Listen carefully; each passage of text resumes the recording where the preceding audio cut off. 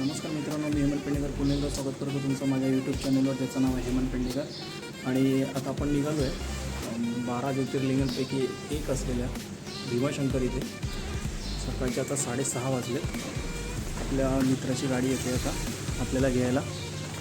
चला तर मग बघूया आपला प्रवास पुढे कसा होतो आहे. बदलापूरवरून निघालो आहे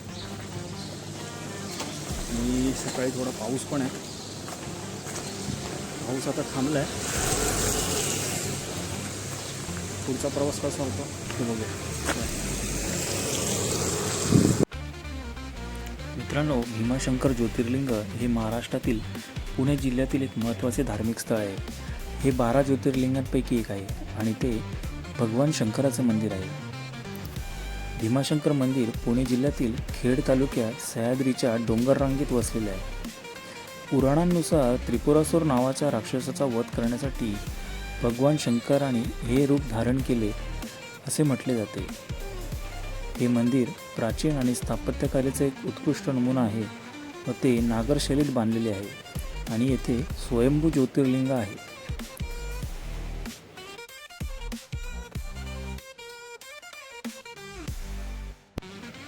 साधारण मला मिळालेल्या माहितीनुसार 1984 साली या अरण्याची अभयारण्य म्हणून घोषणा झाली.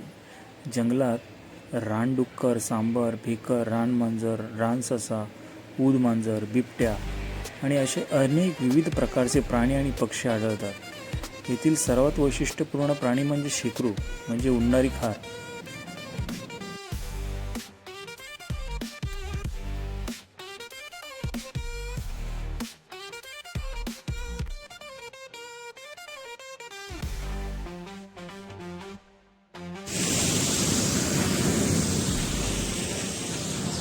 मुरबाड मार्गे चाललो आपण. आपल्याला तर जुन्नर लागेल आणि गाडीमध्ये जर आपण थांबवलं 5 मिनटं रेस्टसाठी मी निसर्गाचा आस्वाद घेतो.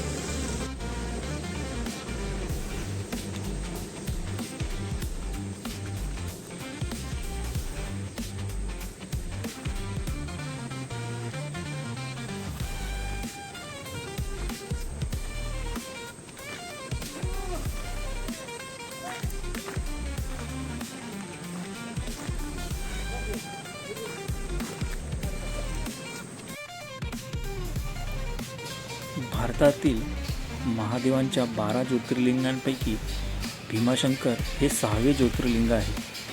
भगवान शंकराचे धार्मिक स्थळ प्रसिद्ध आहे.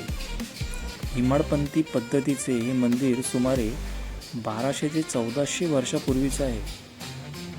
शिवाजी महाराज, छत्रपती राजाराम महाराज येथे भीमाशंकराच्या दर्शनास येत असत असे म्हटले जाते. भीमाशंकरला जाण्यासाठी निघालो त्यावेळी पाऊस चालूच होता. त्यामुळे मी पुणे खोपोली मार्ग न धरता सरळ माळशेज घाटाचा रस्ता धरला. कारण सुंदर असे धबधबे, पडणारा पाऊस आणि हिरव्यागार डोंगर अधंगातून निघालेली नागमोडी वाट याचा आनंद घेत आम्ही भीमाशंकरपर्यंत पोचायचो होते. त्यामुळे आम्ही माळशेज घाट हाच निवडला.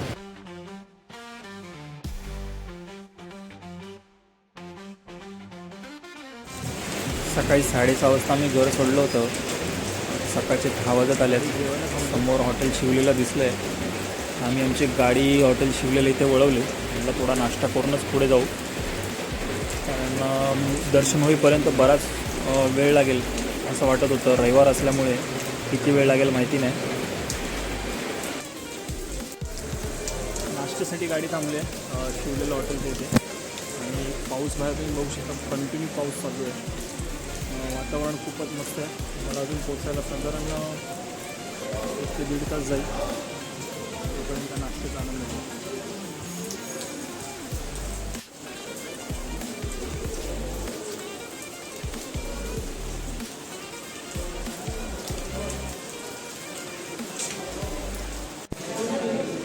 हॉटेलमध्ये जेवायला थांबलो तिथे एक बॅनर दिसला आणि तिथे जवळच असणाऱ्या प्रेक्षणीय स्थळांची माहितीसुद्धा तिथे लिहिली आहे.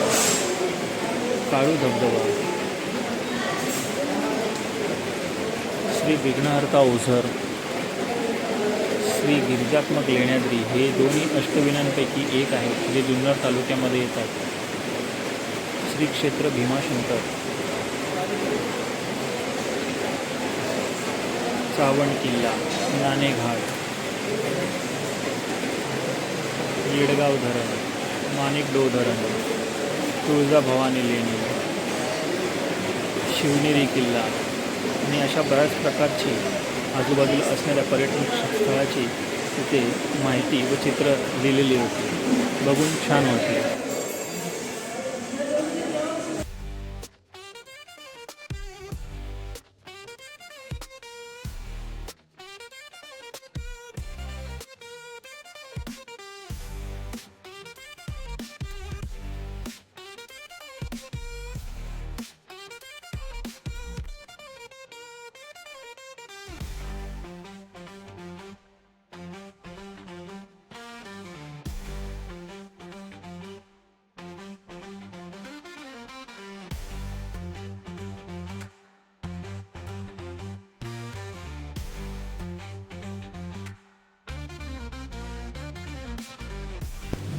जसजसे आम्ही भीमाशंकर मंदिराच्या जवळ पोचत होतो, पाऊससुद्धा वाढला होता आणि धुकंसुद्धा एवढं वाढलं होतं की समोरच्या गाड्यासुद्धा नीट स्पष्टपणे दिसत नव्हत्या.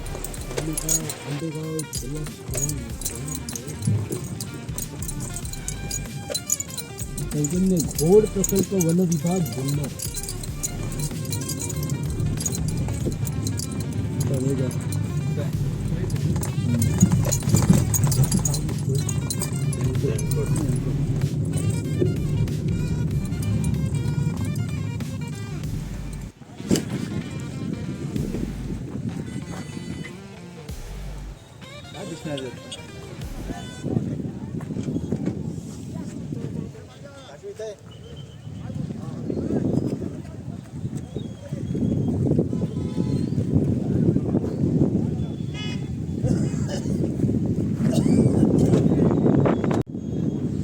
नमस्कार मित्रांनो, आपण भीमाशंकरला पोहोचलो आता आणि इथे गाडी पार्किंगसाठी जागा आहे.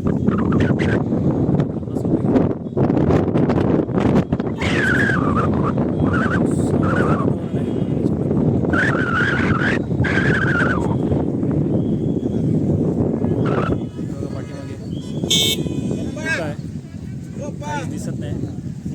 इथे पार्किंग आहे पूर्ण.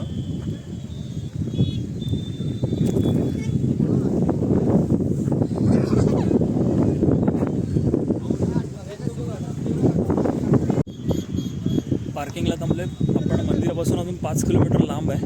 आपल्याला आता इथून बस किंवा चालत जावं लागेल.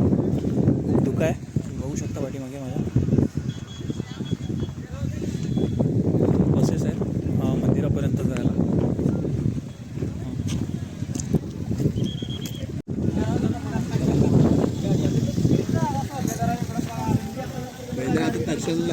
दर्शन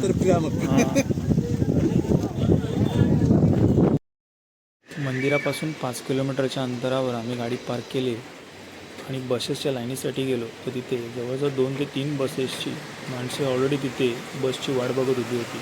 म्हणून आम्ही वाट न बघता पायी जाण्याचा निर्णय घेतला. आम्हाला पुढे गेल्यावर असे समजले की पुढे 2 नंबर आणि 3 नंबर पार्किंगसुद्धा आहे. तर तुम्ही तिथेसुद्धा जाऊ शकता. फक्त शनिवार आणि रविवारच्या दिवशी तिथे गाड्या भरपूर असतील तर तुम्हाला पार्किंग वरती भेटणार नाही.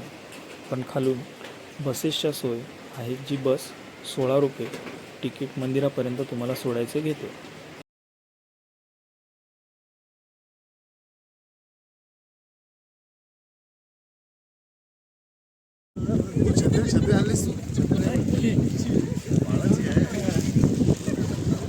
आज आषाढी एकादशी आहे, पंढरीची वारी आहे आणि आम्ही चाललो आहे भीमाशंकरला पायी पायी.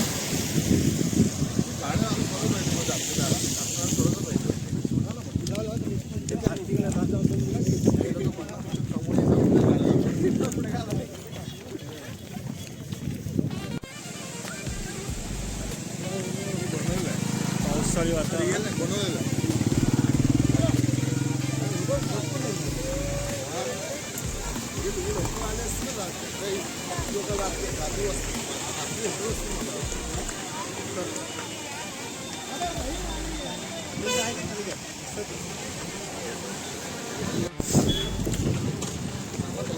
2.5 किलोमीटर चाललो आपण. अजून 2.5 किलोमीटर चालायचं आहे.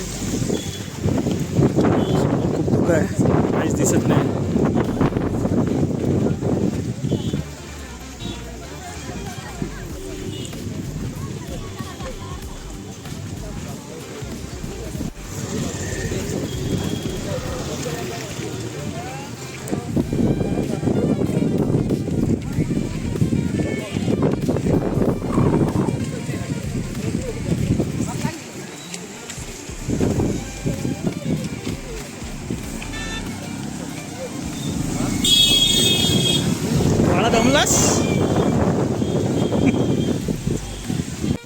मित्रांनो, मगाशी मी तुम्हाला म्हटल्याप्रमाणे उडणारी खार म्हणजे शेंगरू ही आपल्याला इथे झाडावर बसलेली दिसली आणि ही तुम्हाला भीमाशंकरच्या अभयारण्यात सहजपणे दिसते.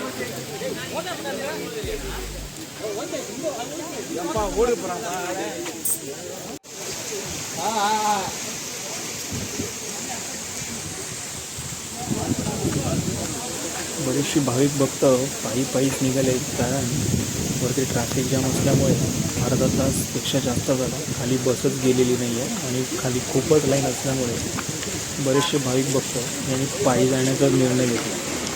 आणि आम्ही वरून येणाऱ्या भक्तांना विचारले असता त्यांनी सांगितलं की वरती खूप लाईन आहे, जवळजवळ दर्शनाला 3.5 ते 4 तास लागतात.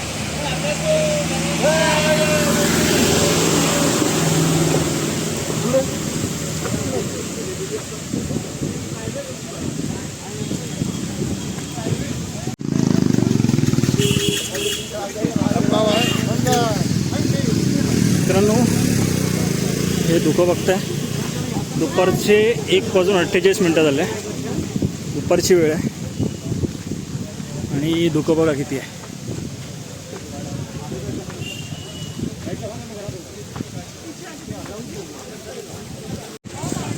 भीमाशंकर बसस्टॉपच्या इथे आपण पोचलो आहे. आता पुढे हाच जो सरळ रोड आहे तो मंदिराकडे जातो.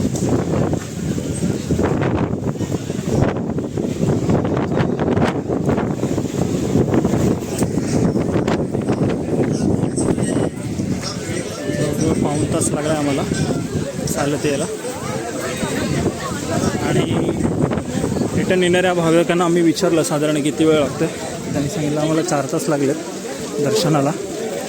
आज रविवार असल्यामुळे भाविक भक्त खूप आलेले आहेत दर्शनासाठी. खूपच गर्दी आहे.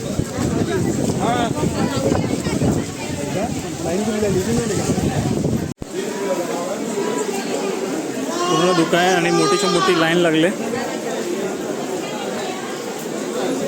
आम्ही मुखदर्शन घेणार आहे, कारण आम्ही विचारलं दर्शनाला साधारण 3.5 ते 4 तास लागतात. खूपच मोठी लाईन लागली आणि बघू शकता तुम्ही दुकानं.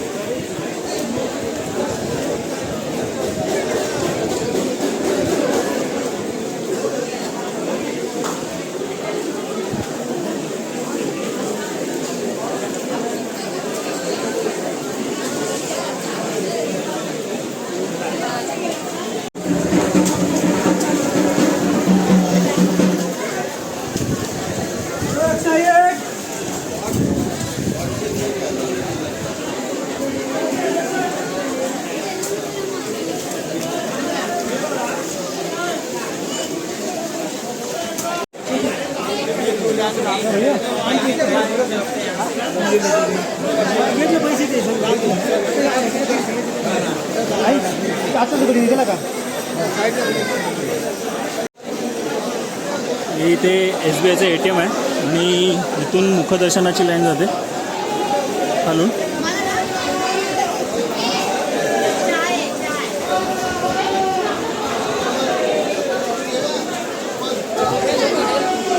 पुढे असेल ना.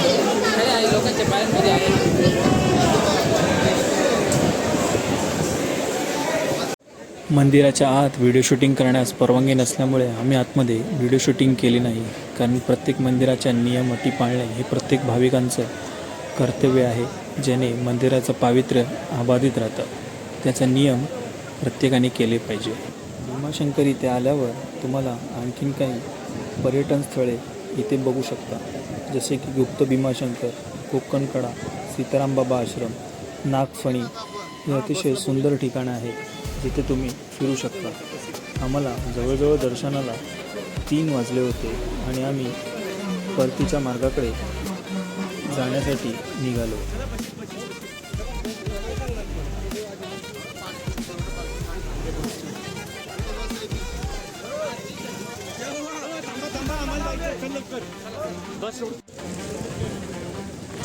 परतीच्या मार्गाला आलो आहे, बसने आलो आता खाली पार्किंगमध्ये. आता आम्ही रिटर्न जाणार आहे. 3:15 वाजत आले दुपारचे आणि थोडीशी पोटपूजा करायची आहे. पोटपूजा करून आम्ही परतीच्या मार्गावर लागणार आहे. ते लोक पण चहा घेते व्हायचे टाईम.